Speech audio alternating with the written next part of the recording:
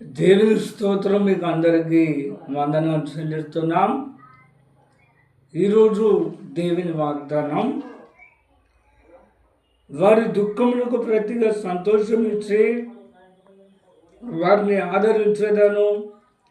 విచారం కొట్టివేసి నేను వారికి ఆనందం కలగజెత్తును. ఇర్మీయా గ్రంథం 31వ అధ్యాయం 9వ వచనం. ఈ భాగాన్ని ధ్యానం చేసుకుందాం. ప్రార్థన. పరిశుద్ధమైన తండ్రి, నీకు స్తోత్రం చెల్లిస్తున్నాను ప్రభా. ఈ వాక్యాన్ని ధ్యానిస్తున్నప్పుడు మీరు స్పష్టంగా మా అందరితో మీరు మాట్లాడండి, మీరు మహిమ పొందండి. ఏస్తున్నామంతో ప్రార్థిస్తున్నాను తండ్రి, ఆమేన్. ప్రియమైన దేవుని బిడ్డలారా, ప్రభు మనతోటి ఈ సమయంలో వాగ్దానం చేస్తున్నాడు. వారి దుఃఖములకు ప్రతిగా సంతోషం ఇచ్చి వారిని ఆదరించేదను. విచారం కొట్టివేసి నేను వారికి ఆనందం కలగజెత్తును అని అంటున్నాడు. మరి చాలామంది రకరకాల సమస్యలతో బాధలతో దుఃఖపడుతున్నారు. కొంతమంది భార్య భర్తల మధ్యలో సమాధానం లేక దుఃఖపడుతున్నారు. కొంతమంది ఆర్థిక ఇబ్బందులతో దుఃఖపడుతున్నారు. కొంతమంది శత్రువుల చేత బాధపడుతూ దుఃఖపడుతున్నారు. కొంతమంది రకరకాల సమస్యలతో అనారోగ్యంతో దుఃఖపడుతున్నారు. కనుక ప్రియులారా, ఎటువంటి దుఃఖమైన దేవుడు దుఃఖానికి ప్రతిగా సంతోషం ఇచ్చి ప్రభు మనలను ఆదరిస్తానని వాగ్దానం చేస్తున్నాడు. అంతేకాకుండా ఏ విషయంలో మనం విచారపడుతున్నామో, ఏ విషయంలో కుంగిపోతున్నామో మన విచారాన్ని కొట్టివేసి మనకు ఆనందాన్ని కలజేయాలని ఇష్టపడుతున్నాడు.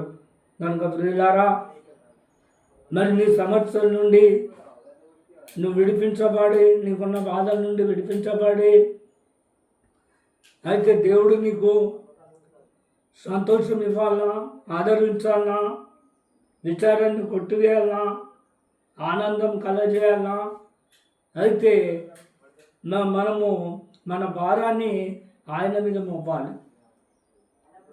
మత్తయి సువార్త 11వ అధ్యాయం 28వ వచనం చూసినట్టయితే, సమర్థ భారం మోసుకొనిచున్న సమర్థ జనులారా, నా యొద్దకు రండి, నేను మీకు విశ్రాంతి కలగజేస్తా అంటున్నాడు.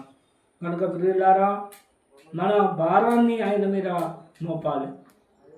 మన దేవుని విషయంలో మనం చింతించాలి. మన చింత యావత్తు ఆయన మీద వేయాలి. ఆయన మన గురించి చింతిస్తున్నాడు. కనుక ప్రియులారా, మన భారాన్ని ఆయన మీద మోపి మనం ఏ విషయంలో దుఃఖపడుతున్నామో, ఏ విషయంలో కుంగిపోతున్నామో, ఏ విషయంలో మనకు ఆనందం, సంతోషం, ఆదరణ లేకుండా ఉంటున్నామో, వాటన్నిటిని మనం దేవునికి చెప్పుకుంటూ మనం ముందుకు సాగితే దేవుడు వాటన్నిటి నుండి దేవుడు విడిపిస్తాడు. కనుక ప్రియులారా, దావీదు అంటున్నాడు, నేను మొరపెట్టు దినమున నా శత్రువులు వెనుకకు మరలరి అంటున్నాడు. మనం దేవునికి మొరపెట్టినప్పుడు దేవుడు మనకున్న సమస్యలన్నీ, మనకున్న బాధలన్నీ వెనుకకు మరలిపోతాయి. దేవుడు మన జీవితంలో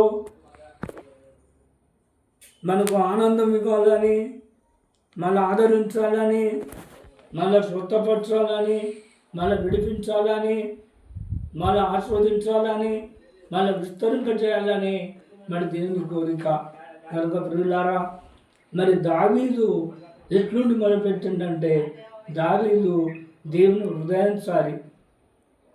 దేవుని హృదయం దావీదు హృదయం ఒకటే రకంగా ఉన్నది.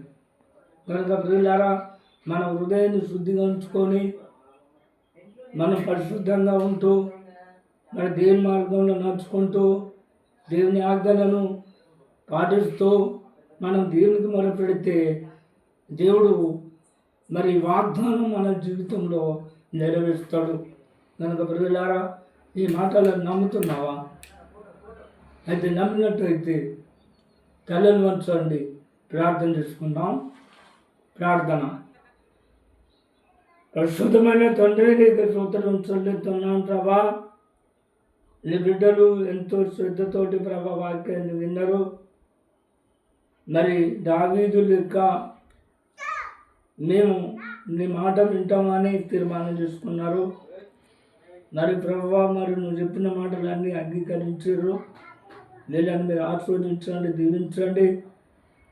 మరి ప్రభా, వీరికి మరి ఏ విషయంలో మీరు వీరు దుఃఖపడుతున్నారో, ఆదరణ లేకుంటున్నారో, మరి ప్రభా, వీరిని అన్ని రకాల సమస్యల నుండి ఆదరించి సంతోషం కలగజేసి, ఆనందం కలగజేసి, మీరు బహుగా మరి దావీదును హెచ్చించినట్టు మీరు హెచ్చించాలని, ఆస్వాదించాలని, గొప్ప సాక్షి బిడ్డలుగా నిలబెట్టాలని యేసు నామములో ప్రార్థిస్తున్నాను తండ్రి.